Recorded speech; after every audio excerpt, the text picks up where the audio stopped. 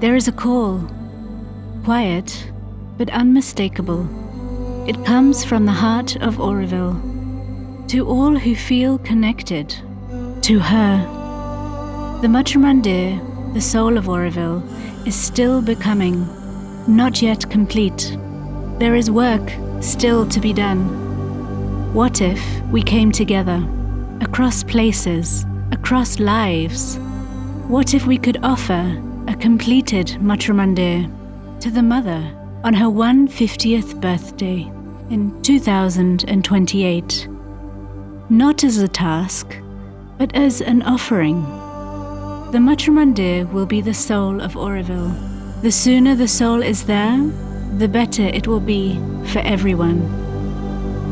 This is an invitation to share, to support, to be part of something greater. The call is here.